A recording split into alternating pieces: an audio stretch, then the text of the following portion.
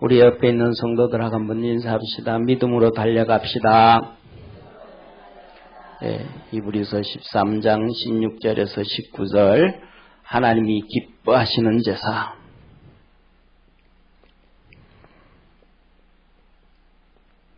하나님이 기뻐하시는 제사.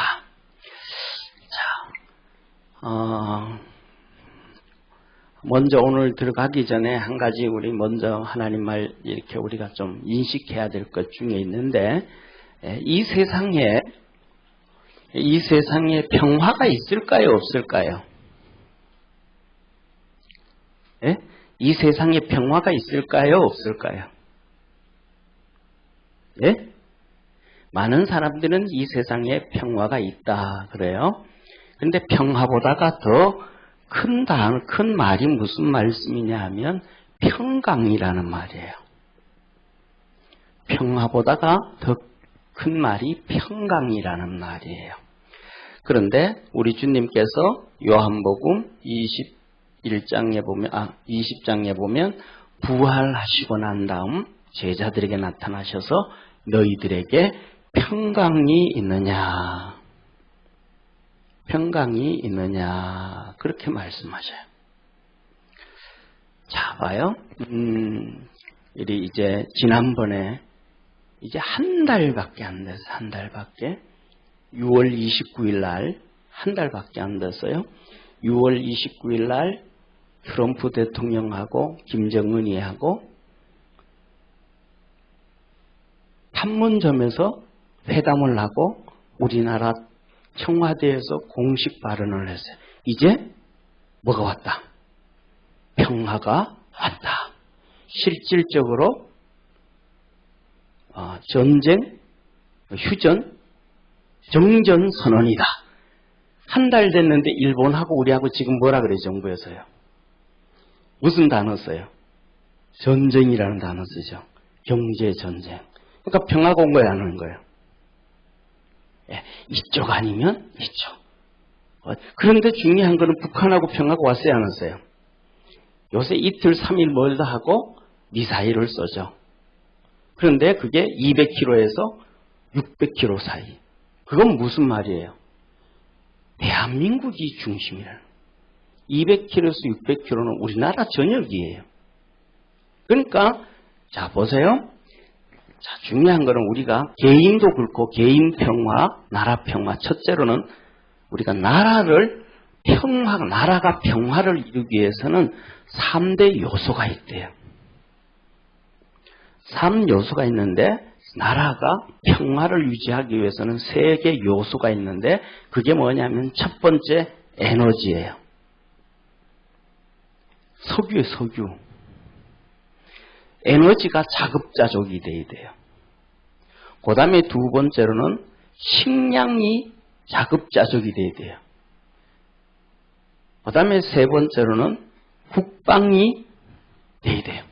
그래서 뭐냐 하면 석유를 수입 안 하고 식량을 수입 안 하고 어느 나라든지 우리나라가 아니고 모든 나라들을 넘볼 수 없는 힘을 가져야 그 나라가 뭐가 돼요?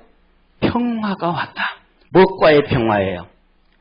다른 나라와의 평화예요. 다른 나라와의 평화. 그러니까 국방이라 그러면 어느 정도가 돼야 돼요? 전 세계에서 최고 힘이 세야죠. 우리나라는 죽었다 깨어나도 이 평화가 못 와요. 왜? 우리 국경을 러시아하고 중국이 있으니까. 중국이 우리나라를 해서 미사일이 수천 발이 준비되어져 있거든요. 우리나라를 향해서. 자, 개인이 평화를 얻기 위해서는 이거하고 똑같아요. 우리 개인이 평화를 얻기 위해서는 첫 번째로 뭐가 있어야 돼요? 에너지가 있어야 되는 것처럼 뭐가 있어야 돼요? 예, 에너지 활동하잖아요. 그죠? 석유 가지고 활동하잖아요. 그 나라 막 이제 살리잖아요. 사람에게는 건강이 있어야 돼요. 건강이 없으면 아무것도 이룰 수 없죠. 그죠? 그 다음에 두 번째로 뭐가 있어야 돼? 식량이 있어야 돼. 식량이 뭐예요? 돈이에요. 개인에게 돈 없으면 아무리 힘들어도 뭐 답이 안 나와요. 세 번째는 국방이 이게 뭐예요? 안전. 건강하고 돈도 있는데 우리 집에 도둑놈이 실수로 지 맘대로 들어와. 그러면 우리 집에 평화가 있을까요, 없을까요? 없죠. 그런데 이게 전 세계에서 이것을 다 가진 나라는 미국밖에 없어요. 이게 미국도 얼마 전에는 안 그랬어. 2년 전에는 이러지 않았어요. 2년 전에 이게 된 거예요. 전 세계에서 에너지 석유를 미국이 제일 많이 수입하던 국가였어요. 그런데 2년 전에 세일가스가 발견되면서부터 수입국이 아닌 이제 수출국이 됐어요. 식량도 그렇고 전부 다. 그런데 미국은 그럼 평화가 있을까요? 미국 오늘도 보니까 신문에 보니까 미국에는 맨날 총기 사건이야. 총리를 하면 몇십 명씩 죽고 이게 나라는 뭐한데? 나라는 평화를 가지고 오는데 개인에게는 평화가 없어요. 그래서 제가 이 얘기를 이렇게 했더니 누가 그래요. 목사님 캐나다로 이민을 가야 되겠네요. 그래요. 그래가지고 제가 그분한테 그랬죠. 캐나다 추워. 추운 날이 너무 길어. 목사님 갈 데가 없네. 그렇지. 하늘나라 가야지. 이게 뭐냐? 이게 첫째로는 나라도 그렇고 개인도 이게 돼야 돼. 이게 평화예요. 이게 아니면 그러니까 세상에서 모든 나라들이 뭐라 그래요? 평화 얘기하는 거는 힘이 없는 나라들이 얘기를 해요. 그 다음에 두 번째로는 뭐냐 하면 평화가 없는 이유 중에 하나는 약속이 파기돼요.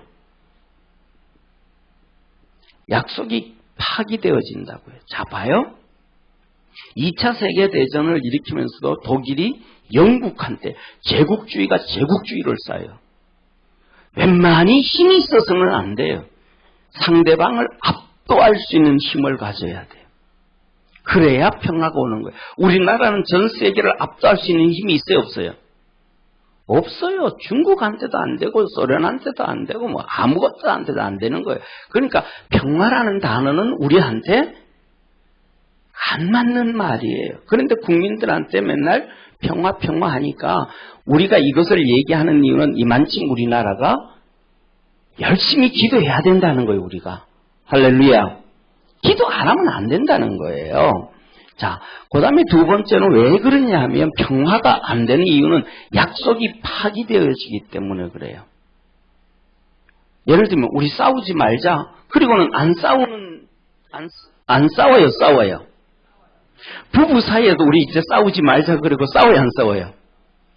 싸워요. 안 싸우는 게 없어.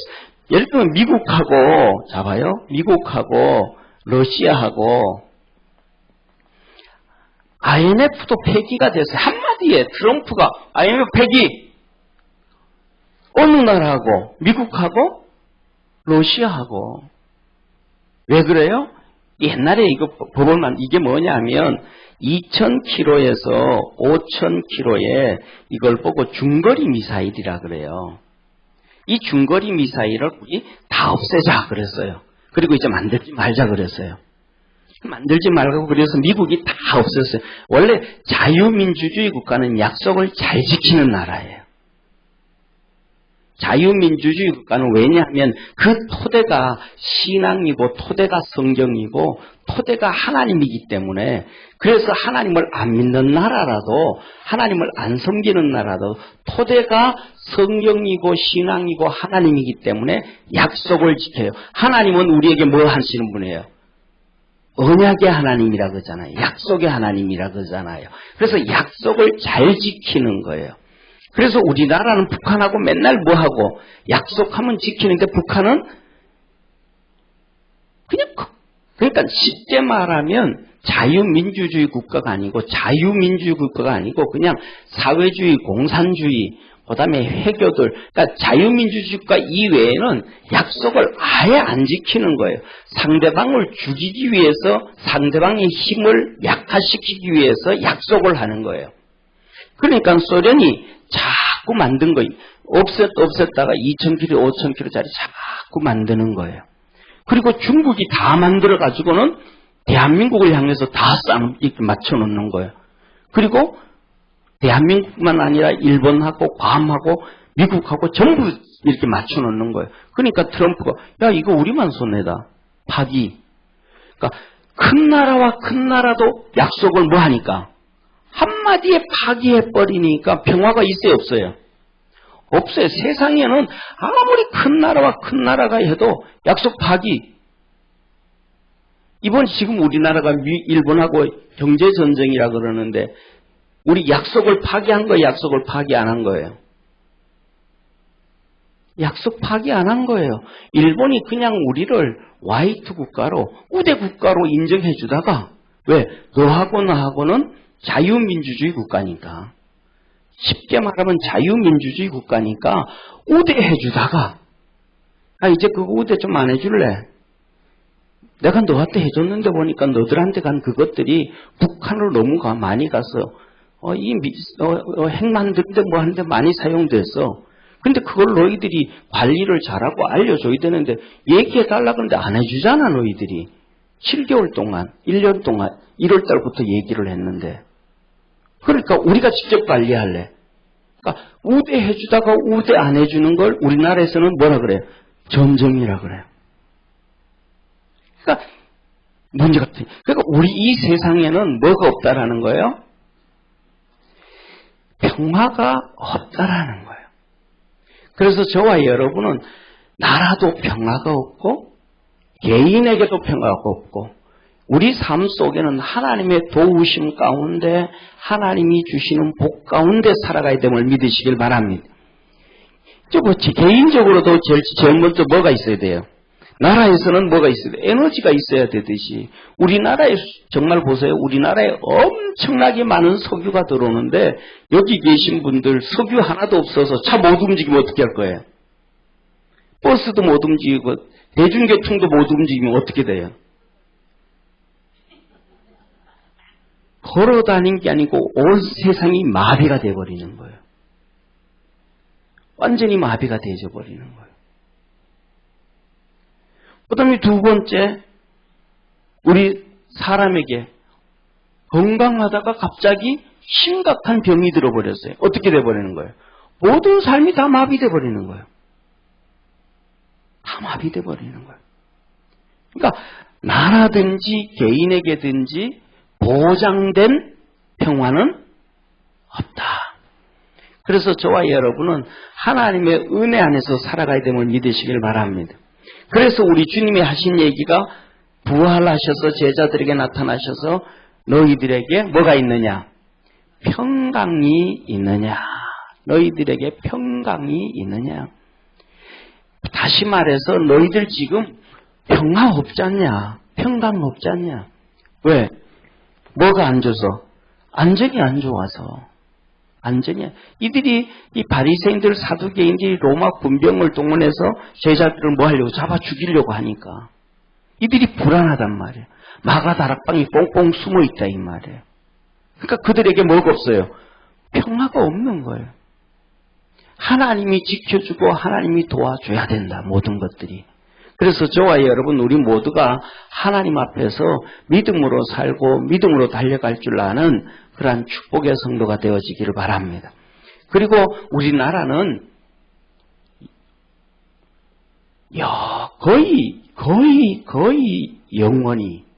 거의 영원히 평화가 안 올 확률이 높아요. 평화가 올 확률은 가장 평화가 올 확률은 미국하고 일본하고 한국하고가 하나가 되어지면 평화가 와요. 이해가 되세요? 미국이 이제 IMF를 폐기하고 2,000km에서 5,000km 미사일을 만들기 시작했단 말이에요. 이번 31일이면 끝나요. 그럼 9월 달부터 만들어요.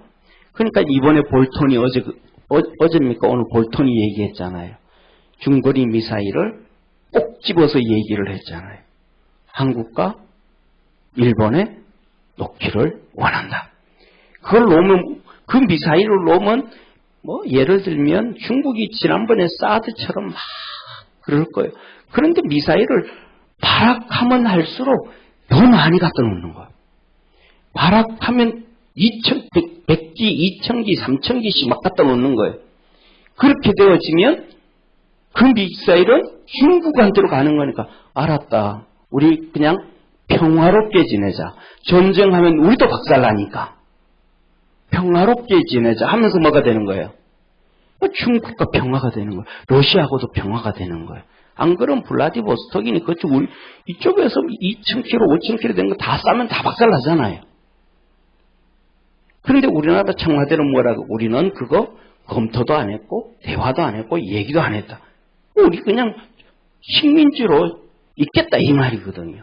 어려움 당해도 그냥 미국하고 일본하고 전부 하나가 다 돼가지고 우리나라하고 중국이라든지 러시아라든지 북한의 문제가 터지면 일본에서 대만에서 그냥 같이 그거 하고 하나가 되어지면 전쟁이 멈춰지는 거예요. 그러니까 서로 대치 상황이니까 평화는 되는 거예요. 이해가 되시죠? 그죠? 그러나 이 세상에는 뭐는 없다. 완전한 평화는 없다. 우리에게 있어서 개인이든지 나라든지 완전한 평화는 오직 누구밖에? 예수님밖에. 하나님이 우리에게 복을 주셔야 가능하지. 그 복을 주지 않으면 안 된다. 그래서 우리나라가 지금 5000년이라고 우리나라 역사 반만 년이라 그러잖아요. 그렇죠? 그래서 4000 몇 년 그러잖아요. 그런데 학자들이 이런 얘기예요. 우리나라가 전쟁이 2년 반마다 한 번씩 전쟁이 있었다. 침략이 있었다. 2년 반마다 한 번씩 침략이 있었다. 근데 2년 반마다 한 번씩 침략이 있었는데 쉽게 말하면 53년 이후에 지금까지 거의 65년 동안 우리가 이렇게 평화롭게 살 수 있는 것은 하나님의 축복이고 기적임을 믿으시길 바랍니다. 그 이유는 유엔이 있기 때문에, 미군이 있기 때문에, 미군이 있기 때문에 우리에게 평화가 있었던 거예요.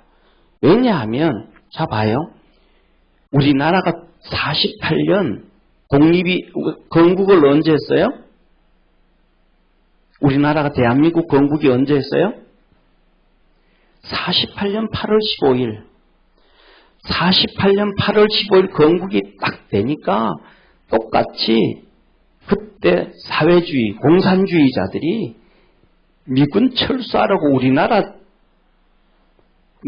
건국이 됐는데 왜 너들 내정 간섭하냐고 우리나라에 있냐고 물러가라고 막 나가라고 막 그랬어요. 그래서 미국이 알았다 하고 하나씩 철수를 했어요. 그래서 49년에 철수가 완료가 돼요. 철수 완료되고 6개월 만에 김일성이가 내려와 버린 거예요. 전쟁을 일으킨 거예요. 미군이 나가니까 그냥 전쟁이 일으킨 거예요. 이게 6.25예요. 그러니까 뭐냐면 그리고 난 다음에 미군이 유엔이라는 것을 데리고 들어와 가지고 있으니까 지금까지 국지전에 있었잖아요. 천안함도 있었고 도끼 만행 사건도 이런저런 목함도 있었고 했지만은 전면 전쟁은 안 일어났잖아요. 왜냐하면 우리나라는 누가 전쟁을 하는 거예요? 전쟁이는 전시작전권이라 그러잖아요. 그죠? 전시작전권 우리가 가져와야 된다 그러잖아요. 그러니까 전쟁이 일어나면 총 지휘를 누가 하냐면 미군이 하는 거예요. 그러니까 그거 이승만 대통령이 막 그렇게 만들어버린 거예요. 그러니까 전쟁이 일어나면 만일에 북한이 쳐내려와서 전쟁을 하면 한국과 누가 전쟁을 하는 거예요? 미군이 전쟁하는 거예요.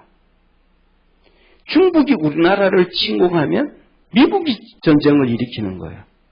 그러니까 조용한 거예요. 미국이 워낙 힘이 세니까. 자, 그래서 뭐냐면 이 세상에는 결론적으로 얘기하면 뭐가 없다?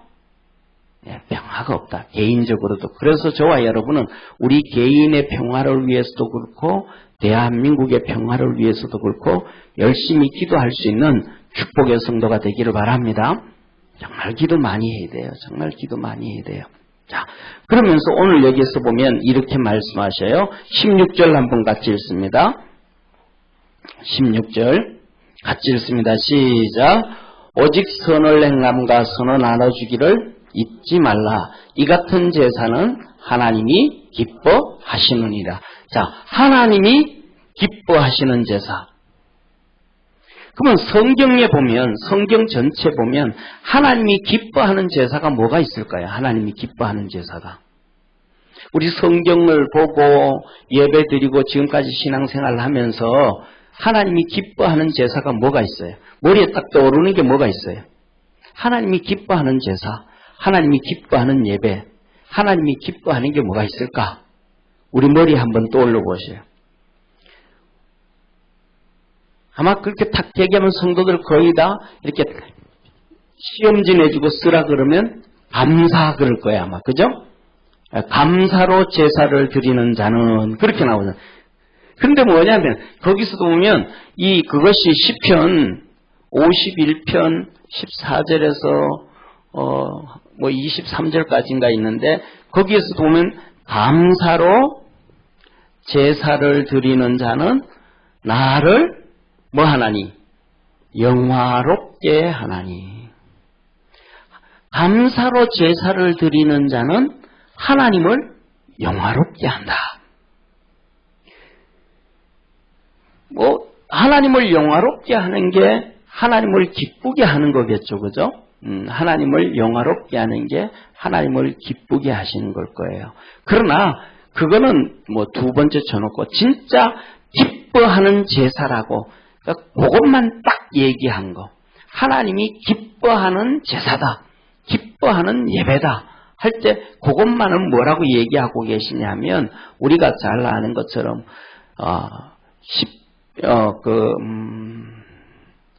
이게 시편 50편이고요.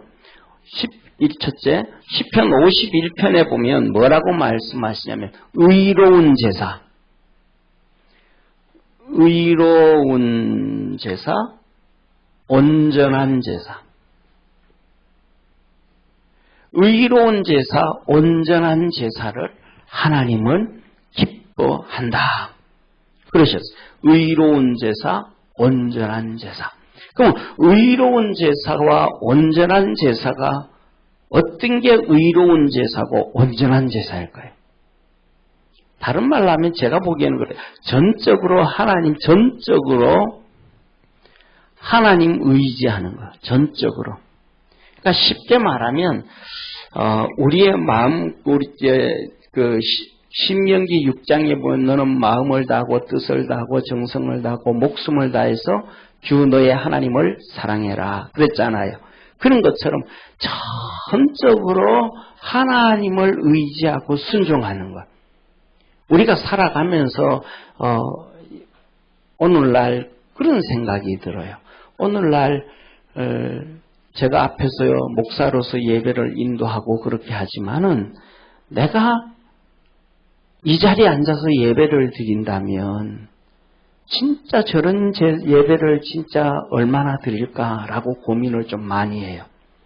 그래서 저는 우리 교회에서 개척한 지 23년이 됐고 그렇지만 그전에는 부교육자로 있으니까 교회에서 목사님이 설교하시든지 외부 강사 목사님 오시든지 하면 제가 앞에 내 자리에 앉을 수가 없죠. 뒤에서 이렇게 있을 수밖에 없는 부교육자니까 있을 수밖에 없었는데 개척하고부터는 외부에서 오신다든지 이렇게 예배 드릴 때면 거의 90% 이상 제가 제일 앞에 앉아요. 왜? 제일 앞에 앉아야 이 사람 저 사람 안 보이거든요. 저는 사실은요 예배 드리면서도요 진짜 마음이 좀 많이 불그락 할 때가 많아. 예배 드릴 때도요. 왜냐하면 예배 드릴 때 보면 어떤 성도들은 보면 고시공부하고 있어요. 찬양도 제대로 안 하고 기도할 때는 기도하는지 모르겠어요. 자는지도 모르겠고 그건 기도할 때 내가 눈을 안 뜨니까 모르죠.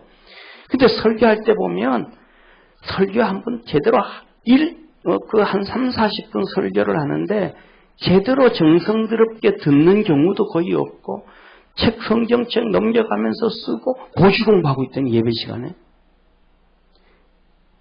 그러는 사람부터 시작해서 하여튼 어떻게 하나님 앞에서 저렇게 예배 드릴 수 있을까?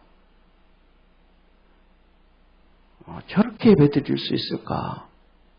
진짜 세상에서 하다못해 자기 선배 앞에서더라도 저렇게 할까? 이런 쉽게 말하면 뭐랄까 기본이 안 돼 있다 그럴까, 그죠? 그런 모습으로 예배드리는 사람들이 막 눈에 띌 때 되면 진짜 하나님이 안 무섭나? 하나님을 도대체 뭘로 여기고 예수 그리스도께서 자신을 위해서 십자가에 못 박혀 죽으셨고 그것을 그 은혜로 우리가 하나님 앞에 나와 예배를 드리는데 그 예수님의 보혈이 아무렇지도 않은 건가? 이런 게 막 되면 참 막 그냥 그래요. 어떤 성도들 보면 앉아가지고요 막 얼굴이 막 울그락불그락해요. 왜 그러는지. 자기가 원하는 대로 잘 안 되는가 봐요. 세상 일이.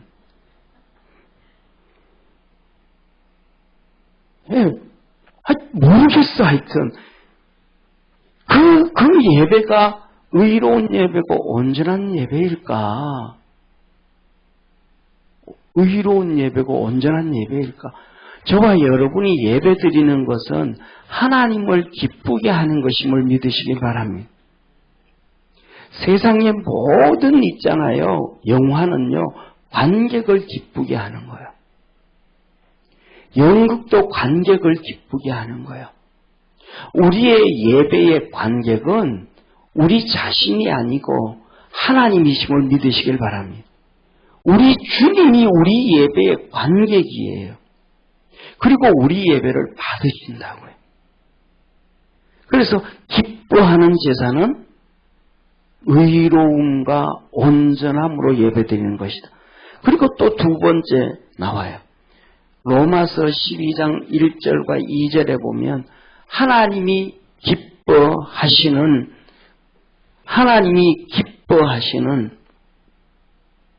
거룩한 산제사는 하나님이 기뻐하는 거룩한 산제사는 뭐라 그래요? 영적 예배라. 영적 예배라. 우리가 하나님 앞에 영적인 예배를 드리는 것이 뭐라는 거예요? 하나님이 기뻐하시는 거라는 거예요. 그래서 2절에 보면 그러므로 너희는 이 세상을 뭐하지 말고 본받지 말고 하나님의 기뻐하시고 온전하신 뜻이 무엇인지 분별하도록 해라. 하나님 앞에서 뭐가 온전한 건지 하나님이 원하시는 것이 무엇인지 내가 원하는 게 아니고 세상이 원하는 게 아니고 하나님이 원하는 것이 무엇인지 그것을 찾아서 예배드려라. 이걸 하나님이 말씀하는 거예요. 이게 영적인 예배, 하나님의 뜻에 맞춘 예배. 이게 하나님이 기뻐하는 예배라는 거예요. 그리고 세 번째가 오늘 본문 말씀이에요. 오늘 세 번째 본문 말씀 무슨 말씀이냐면 선을 행하고 나눠주고 선을 행하고 나눠주는 것을 하나님이 기뻐하는 제사다. 그럼 뭐에 대한 선과 나눠주는 게 뭐예요? 다시 말하면 주의 종에게 주의 종에게 뭐하고 선을 행하고 주의 종에게 뭐하는 것 나눠주기를 기뻐하는 것이 하나님이 기뻐하는 산 제사라. 그 중에 첫 번째 보면 나오면 첫 번째 보세요. 사도행전 10장에 보면 누가 나와요? 고넬료라는 사람이 고넬료라는 이 백부장이 나와요. 고넬료라는 백부장에 대해서 하나님이 뭐라고 말씀하시냐면 그는 하나님을 뭐하고? 경외하고 구제하고 기도하기를 쉬지 아니했다. 첫 번째 뭐예요? 하나님 경외, 구제, 기도. 구제는 뭐 누구에 대한 구제예요? 이스라엘 백성을 향한 구제. 이스라엘 백성은 하나님의 백성이거든요. 그렇잖아요, 그죠? 이스라엘 백성은 하나님에 대한 백성이에요. 이들을 뭐하고 하나님 위도는 하나님을 경외하고 백성을 구제하고 기도하는데 열심히였더니 기도 중에 하나님이 천사를 보내서 고넬료야, 네 기도가 하나님께 상달되었다. 할렐루야. 그래서 욥바의 종을 보내서 베드로를 초청해라. 베드로는 누구예요? 주의 종이잖아요. 그런데 베드로가 와서 하나님 말씀을 전하신 거예요. 그 하나님 말씀이 뭐예요? 예수님에 대한 복음이에요. 예수님의 복음을 전하는데 그 고넬료 집안에 있던 종들과 사람들이 전부 다 말씀 듣는 중에 뭐가 임해버린 거예요? 성령님이 임해버린 거예요. 할렐루야. 이것이 영적 예배인 거예요. 영적 예배. 말씀을 듣는 중에 다 임해버린 거예요. 성령이. 그래서 말씀을 전하던 베드로가 놀래버린 거예요. 거기에 앉아있는 고넬료와 그의 가족과 그의 식솔들이 전부 이방인들이란 말이에요. 근데 이방인들에게 성령님이 해버린 거예요. 그러니까 이게 무슨 사건이야? 하나님이 이방인들에게도 성령을 부어주는가? 야, 이게 무슨 사건이야? 그래서 거기에서 세례를 베풀어줘요. 할렐루야. 자, 이 본문의 말씀을 보면서 고넬료한테 누가 나타났어요?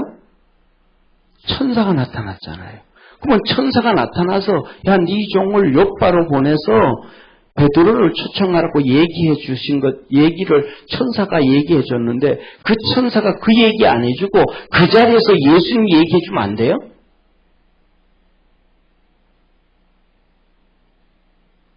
그리고 그 자리에서 예수님 얘기해 주고 그 자리에서 그냥 성령이 충만하게 만들어버리면 안 돼요? 천사는 그런 능력이 없어요? 믿고도 남죠. 근데 하나님의 법칙은 주의 종을 통해서 하나님이 일하신다라는 것을 믿으시길 바랍니다.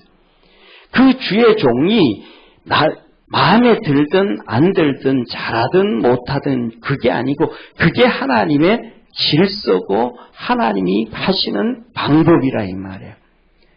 그래서 주님이 하신 말씀도 이스라엘 백성들 보고 바리새인들이 가르치는 그 랍비들이 가르치는 걸 보고 뭐라 그래요?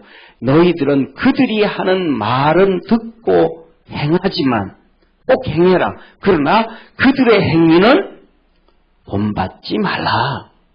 하나님이 사람을 통해서 일하신다라는 거예요. 그러니까 사람과의 관계, 주의 종과의 관계가 제대로 되어지지 아니하면 내가 하나님 앞에서 은혜와 복을 못 받는다는 거예요.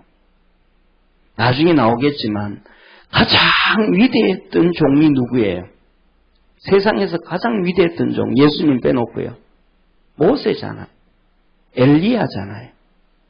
근데 그 모세와 엘리야 시대에 이스라엘 백성들이 모세와 관계가 안 좋아요.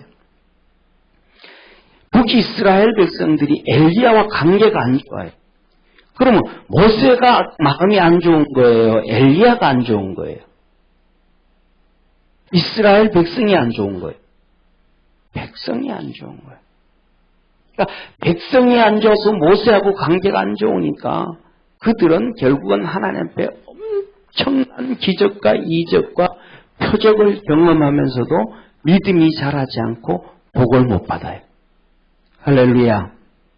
엘리야도 똑같아요. 반면에 가나안 땅 들어간 사람 2명 있잖아요. 누구예요? 갈렙과 여호수아. 근데 여호수아와 모세와의 관계는 어떤 관계예요? 관계가 좋아요, 안 좋아요? 엄청 좋잖아요. 그냥 여호수아가 모세의 말이라면 그냥 다 들어버리잖아요. 하나님이 모세 보고 너 시내산 꼭대기로 올라와라. 그러니까 여호수아는 모세의 종이거든요. 쉽게 말하면 몸종이거든요. 그런데 올라와라 그러니까 모세가 여호수아를 데리고 올라가는 거예요. 근데 이 산 중턱 위로 올라가니까 구름이 있는 거거든요. 그러니까 구름 밑에 여호수아야 너 여기 있어라. 내가 올라가서 하나님 만나고 올게. 그리고 올라간 거예요. 하루까지 며칠 안에 내려오겠다 약속도 없어요. 언제 오겠다는 약속 없어요. 그냥 하나님 만나고 올게 그랬단 말이에요. 그러면 한 며칠 기다려보고 안 내려오면 어떻게 해야 돼요? 한 열흘 기다렸는데 안 내려오면 어떻게 해야 돼요? 그 산에 올라가면 아무것도 없어. 먹을 것도 없어요. 먹을 것도 아무것도 없는데 한 열흘 됐는데 안 올라와요. 안 내려와요. 어떻게 해야 돼요? 우리 길집사님. 네, 와야 된다. 네. 다른 사람은 또 와야 된다. 또 다른 사람은 또 다른 생각 가지고 있으신 분 있어요? 예, 안 그러면 우리가 가장 상식으로는 올라가 봐야죠. 죽었는지 살았는지 시체는 확인해야 되잖아요. 그렇죠? 그런데 여호수아는 안 올라가요. 내가 올라갔다 내려올게. 뭐 하는 거예요? 모세가 진짜 하나님을 만났고 하나님이 불렀으니까 하나님과의 관계 가운데 있다라는 거예요. 믿음을 갖는 거예요. 그래가지고 끝까지 순종해요.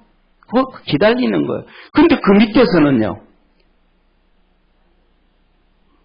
아론이 중심이 돼서 금송아지를 만들어요. 아론이 누구예요?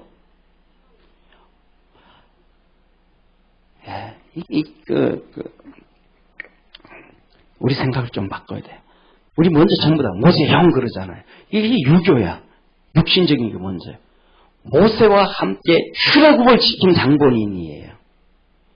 어마어마하게 하나님의 역사를 함께 이룬 사람이란 말이에요. 다른 말로 하면 모세의 분신이라 이 말이에요. 왜? 모세가 나는 못 갑니다. 나는 안 됩니다.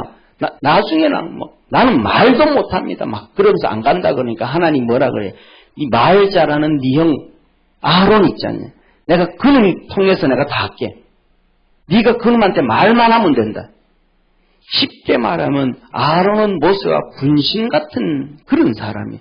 그렇게 하나님의 엄청난 역사를 이룬 사람이에요. 그러면 그 엄청난 역사를 이뤘으면 모세가 올라가서 안 내려오고 있으면 백성들이 우리도 금송아지 만들자 뭐 하자 그러면 뭐라 그래야 돼요? 좀 기다려봐라. 모세 오는 거 한번 보자. 아니면 좀 기다려봐라. 내가 한번 올라갔다 올게. 이렇게라도 해야 되잖아요. 그런데 그냥 똑같이 짐승 만들어가지고 금송아지 만들어가지고 귀걸이 빼내라 목걸이 빼내라 다 해가지고 전부 이스라엘 백성 여자들의 이 폐물들을 다 가져와서 만든 거예요. 그래서 그거 뭐라 그래? 발라서 다 먹이잖아요.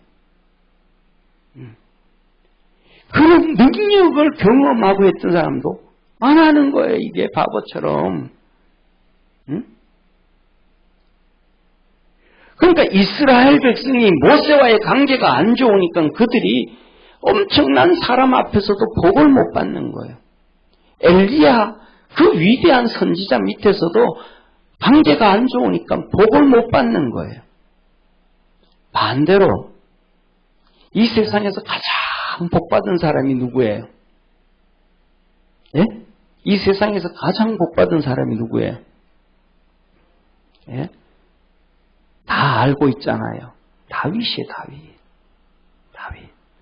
첫째 뭐라 그래요? 하나님이 사도행전 11장에 내가 이세 아들 다윗을 만나니 내 마음에 합한 자라. 그를 통해서 내 뜻을 다 이루리라. 하나님의 뜻을 그를 통해서 다 이루겠다. 그게 무슨 말씀이에요? 다윗의 후손을 통해서 메시아 예수 그리스도가 나시는 거예요. 할렐루야. 그래서 다윗이 봐요.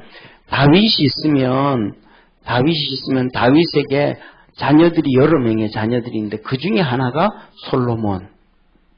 그 중에 하나가 나단 선지자. 나단 선지자인데 나단이라는 아들이에요. 이 솔로몬을 통해서 요셉이 나오는 거예요. 이 나단을 통해서 마리아가 나오는 거예요. 이 둘이 결혼하잖아요. 이 마리아를 통해서 예수님이 탄생하신 거예요. 다윗을 통해서 예수님이 이렇게 나오시는 거예요.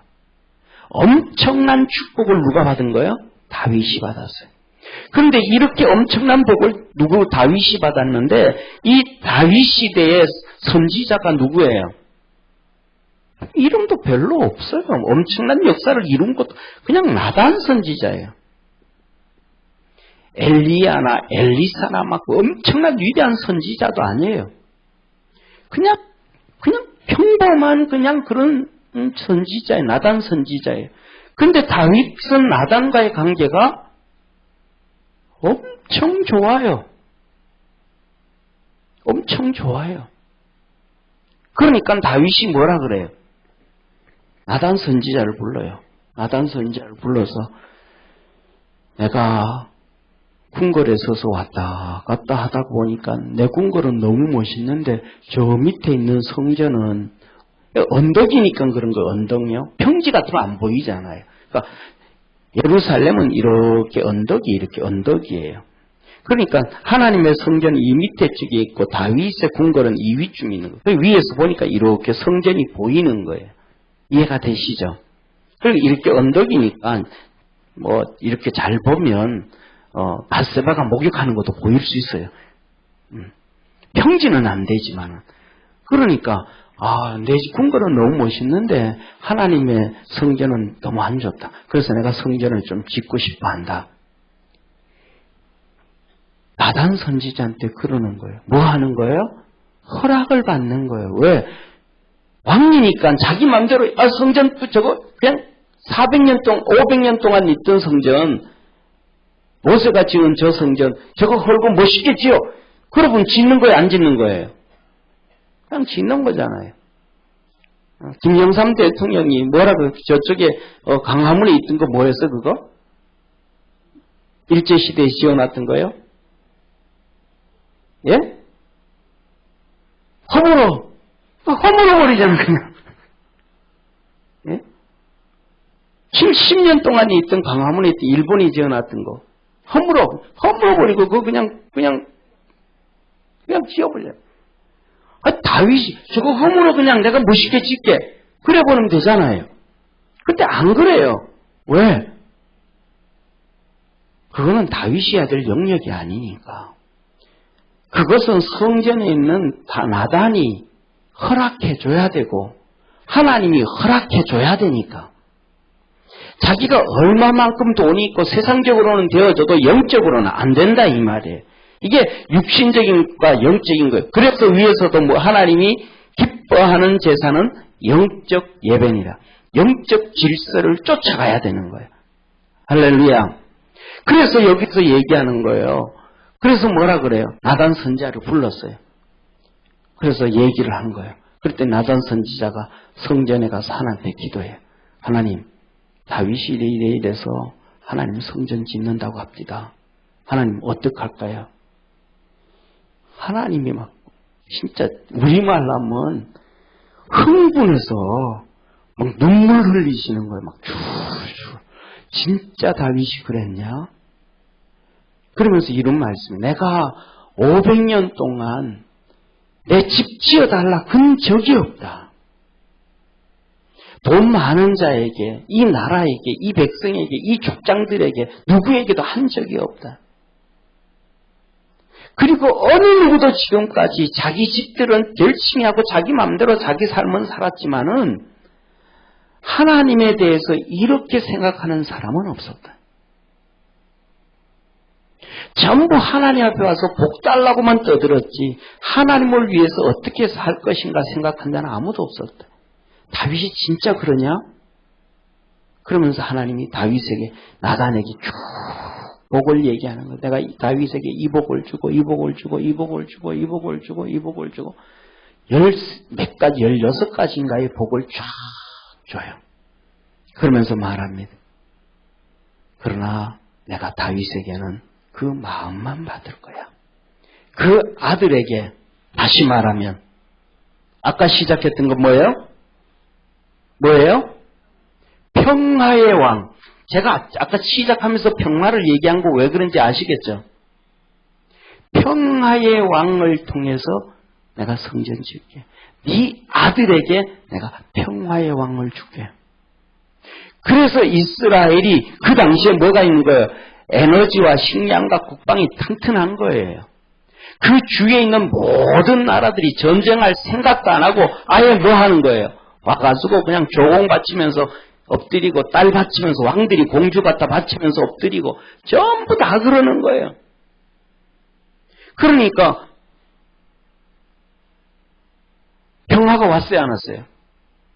이웃과의 나라와의 평화는 왔죠. 전부 다 고개 숙이는데.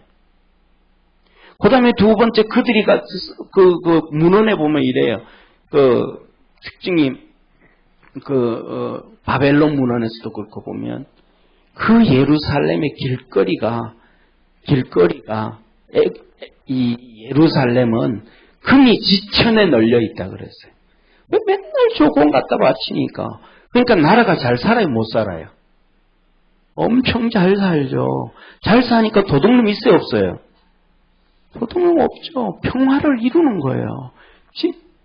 하나님이 주신 이 다윗으로 인해서 솔로몬 시대에 진짜 평화가 이루어진 거예요. 이것 때문에. 할렐루야. 이 평화가 이루어진 거예요. 이렇게 다윗이 나단과의 관계에 있을 때 복을 받아요. 또 더 나아가서는 뭐예요? 다윗이 죄를 짓잖아요. 그때 나단이 가가지고 책망하잖아요. 책망하니까 웬만하면 누구처럼? 여호야 김왕처럼이면 예레미야를 오게 가둬. 그가 쓴 성경책 불태워. 불태우고 없애버리는데 나단 선지자가 가서 다윗을 책망하니까 다윗이 집에 들어가가지고 궁궐에서 침상을 적시도록 밤새도록 회개하잖아요. 그 회개를 하면 다윗이 그렇게 회개를 하면 나단 선지자는 어떨까요? 같이 기도하지 않겠어요? 그러니까 하나님의 뭐를 받는 거예요? 같이 복을 받는 거예요. 할렐루야. 그래서 뭐냐 하면 다시 말하면 이 관계가 종과의 관계가 되어질 때 하나님의 복을 받는데 여기서 고넬료를 통해 가지고 천사가 직접 얘기하지 않고 베드로를 초청해라. 그래서 복을 주시는 하나님이에요. 그런데 이 고넬료는 뭐 하는 거예요? 종과의 관계는 두 번째 쳐놓고 이스라엘 백성들과의 구제를 했는데도 하나님이 뭐 하시더라?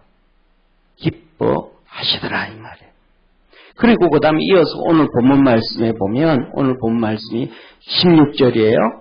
예. 16절 한번 같이 읽습니다. 시작. 오직 선을 행함과 서로 나눠주기를 잊지 말라. 이 같은 제사는 하나님이 기뻐하시느니라. 아멘.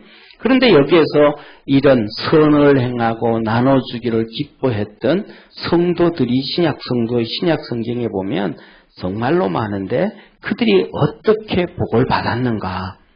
그 부분은 우리 다음 주에 이어서 지금은 이 부분은 이렇게 오늘 이것은 평화부터 시작해서 복을 받는 것 이게 이제 서론 부분이에요. 이렇게 복을 받는 방법에 있어서 주의 종과의 관계에서 그래서 다음 주부터는 여기 초대교회 성도들이 어떻게 종과의 관계를 형성을 해서 어떤 복을 하나님 앞에서 받게 됐는지 같이 말씀 통해서 보도록 하겠습니다.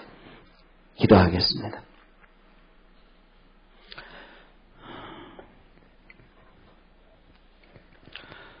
전능하신 하나님 아버지, 우리 사랑하는 모든 믿음의 성도들이 하나님의 말씀을 알고 진리를 알고 그래서 어려움 가운데서 승리하고 하나님의 복을 받아서 평화를 얻을 수 있는 축복의 성도들 되게 하옵시고 이 대한민국도 하나님의 복을 받아서 평화를 얻을 수 있는 축복의 나라 되게 하옵소서. 구원하신 예수님의 이름으로 기도드립니다. 아멘.